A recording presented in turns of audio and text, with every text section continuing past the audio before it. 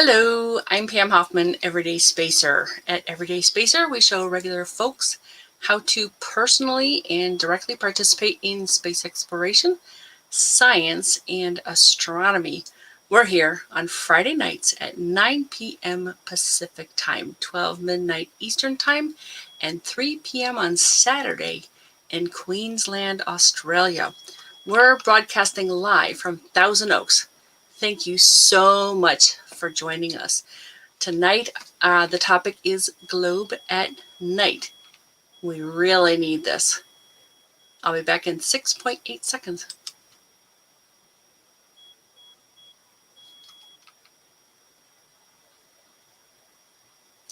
For this project, we get to help scientists determine the light pollution levels in your area. Now, I am running solo tonight, so give me a second. Get everything going. I usually have help for this. All right, so here's the link, and this is globeatnight.org. Oh, thanks for commenting. Hi, Michael. Great to see you. Really appreciate you showing up for this episode. All right, so what I'm going to do is I will share my screen because I've taken some screenshots of this project, and I'll just talk you through how to get involved and how to do things on it. So here we go. All right, so the first thing you see is this globe at night and all the different navigation things. But what I think is important is right down here in the corner, and I blew it up for you, so because they describe that this is an international citizen science project, and it helps to raise public awareness of the impact of light pollution. It invites citizen scientists to measure and submit their night sky brightnesses and observations. It's very easy to get involved. All you need is a computer or a smartphone. They said tablet as well. There are just 6 simple steps. It's kind of point and shoot. All right, so farther down, you will see that they are talking about the July project. They have one project every single month for the Southern Hemisphere and the Northern Hemisphere. In fact, this one just ended, but we'll talk about that in a second.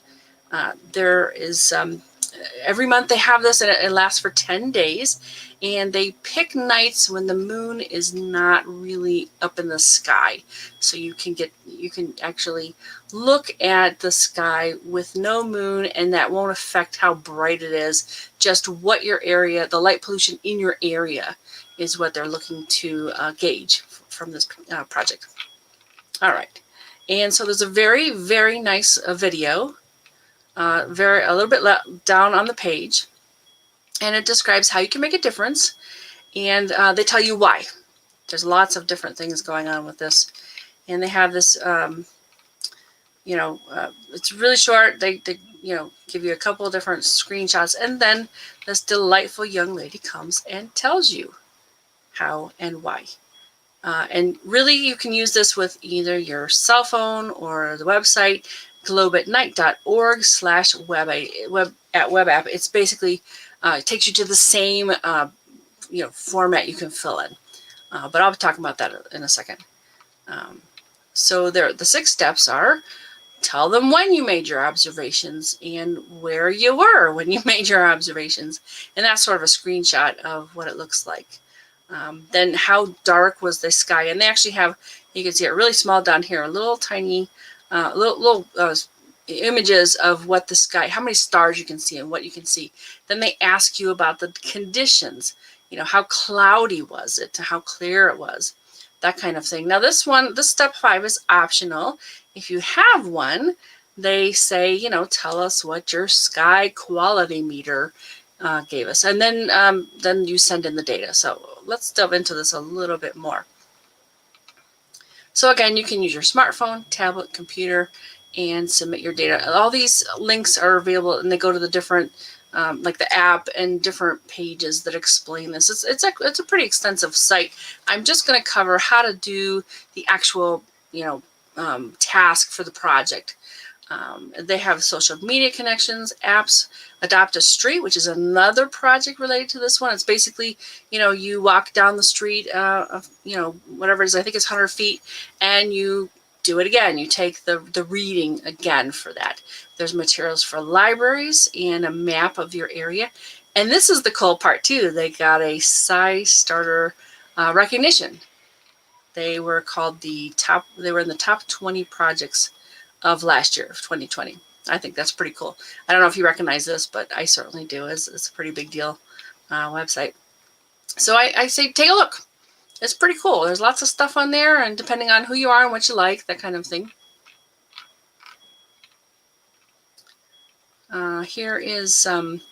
Here's the Twitter post. But what I wanted to point out too was that, and this is in the video, the young lady talks about that, you're sharing this data with the scientists. You do have access to this data as well. And this is just to point out that the project for June, July just ended. I was hoping we could talk about this one and you could get out there right away. The next one starting up though is later in the month. So here they delve into the 6 easy steps you want to check an hour after sunset or more. The moon should not be up. You want to let your eyes dark adapt for a few minutes, and then you use the Sky app on your phone outside. You find the target constellation for the month right from where you are, and you can go to this report page and enter your measurements. It's very, very simple. And they have a nighttime version to keep your eyes dark adapted, that kind of thing. With a smartphone, the app will put in the data automatically. Latin lawn, that kind of thing. What time it is, where you're at, they pick up on that. If you don't see that, just type it in. Then you choose the star chart that looks most closely to what you see near your constellation. The target constellation per month tends to change. Not every single month, it's different, but a lot of months they are. And then what's the faintest star you can see in the sky? Find that chart and mark it. And then you talk about the cloud cover. So like I said, this just delves into deeper the different parts that they were talking about before. And they have a project for every single month, as you can see. And I wanted to focus in on the next two. The next one starts on July 30th, goes through August the 8th. Again, these are for, and this is the Southern Hemisphere target constellation, Scorpius. This here is the Northern Hemisphere target constellation, which is called Cygnus, otherwise known as the Swan. And then they have another 10 days, August 29th through September 7th, Cygnus again, and then they move on to Sagittarius for the Southern Hemisphere. Here's that link again, globeatnight.org/web app. And that applies to either the smartphone or the computer, the tablet, that kind of thing. The same website will work for either device. And here is the app itself. When I pull it up, I didn't enter anything. I just said allow.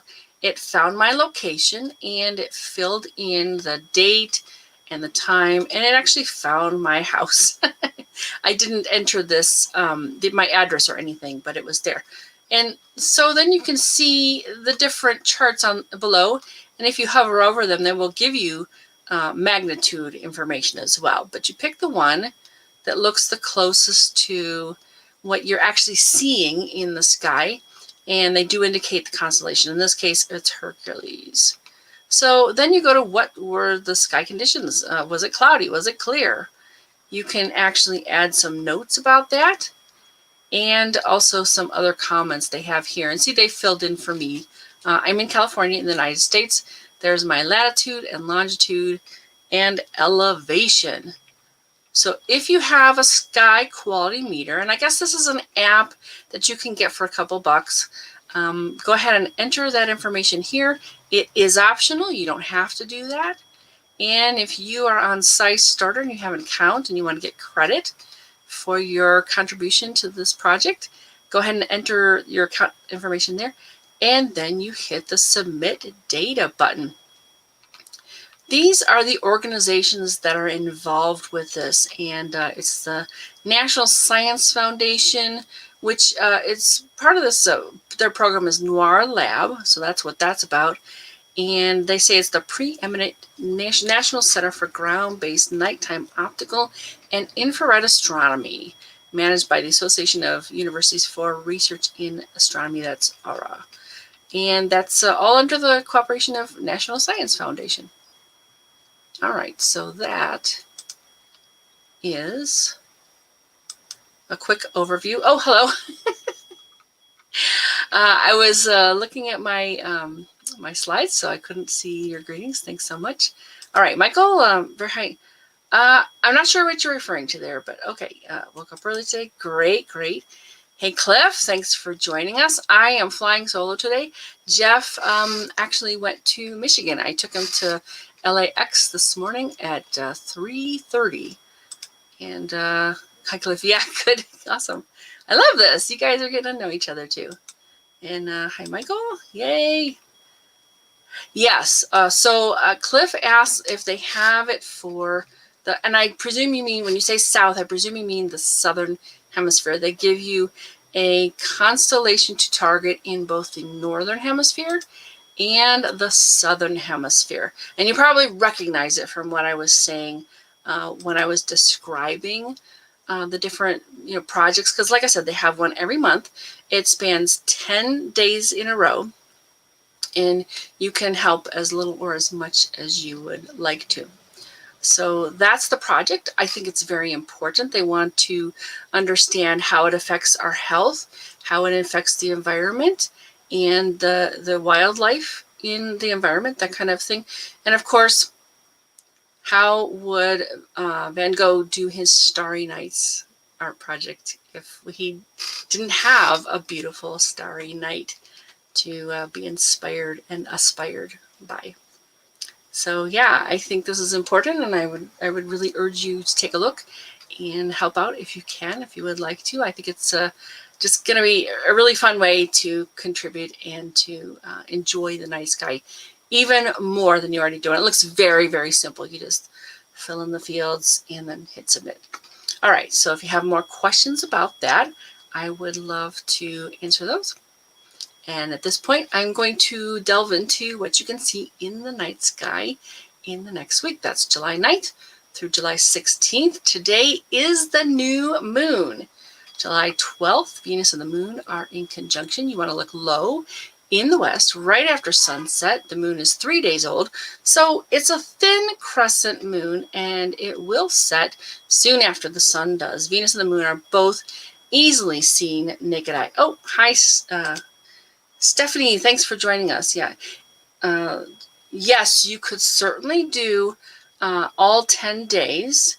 And if you didn't have time for 10 days, I don't see why you couldn't do just 1 or 2 of those days, whatever you prefer. I think any data that they get for this project is going to make a big difference. And because they're trying to collect from all over the world. Let's see. Oh, the Sky Meter. I believe they talk about that more, but it's like an app. And as you can find any other app, I think this one's like $1.99 I was reading. Just take a look at, I think there's like places like iTunes and Google Play and different things like that. I'm so sorry, I don't really have too many apps on my own smart device. But yeah, so I'll tell you what, I will give you the link again. Here you go. globeatnight.org, and read up on it. And I bet you can find all about the app there too. Oh, yep. I just downloaded the sky quality meter for iOS. Okay, $1.99. That's what I thought. Thanks, Stephanie. I really appreciate that you helped me with this project too, with my show and everything. I love the comments. Love to help you all I can.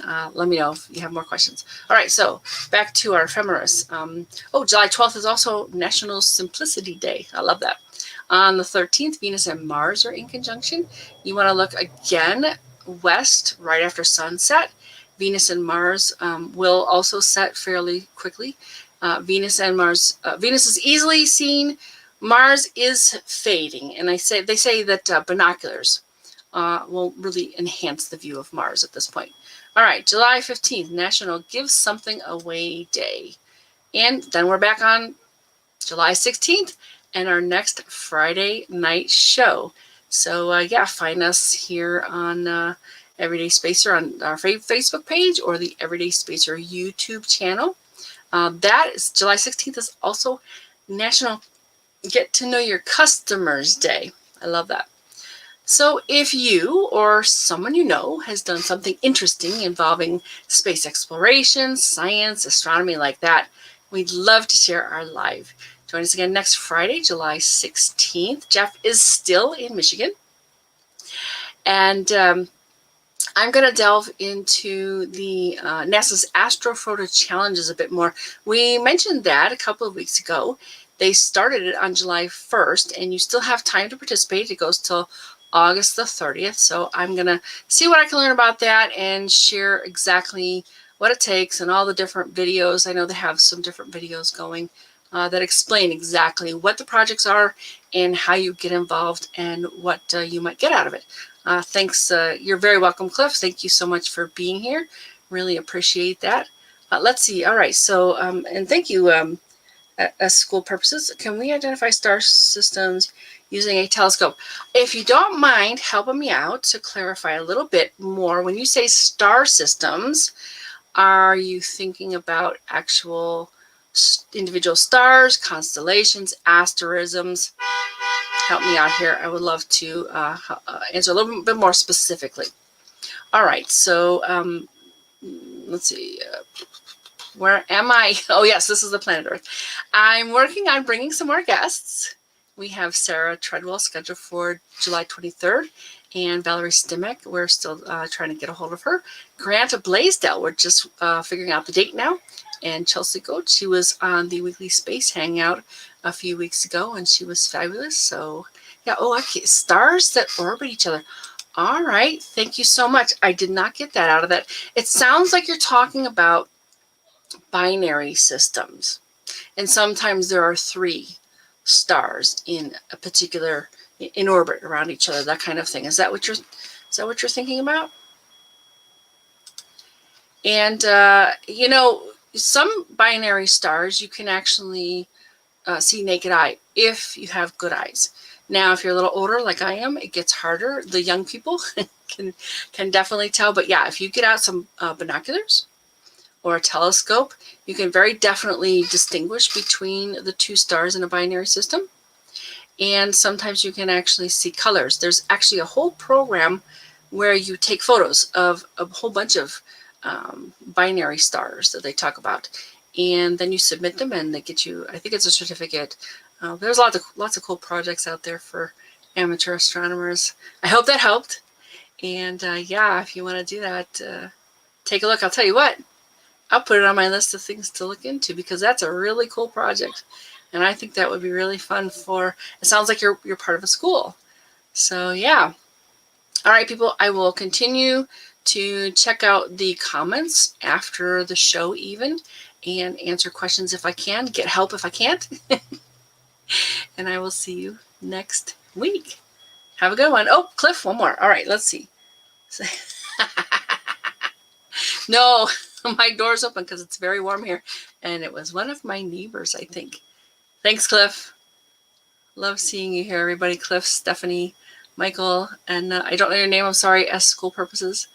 But hopefully you'll come back next week. And I'm going to try and find out more about the binary stars. Thanks so much. Have a good one.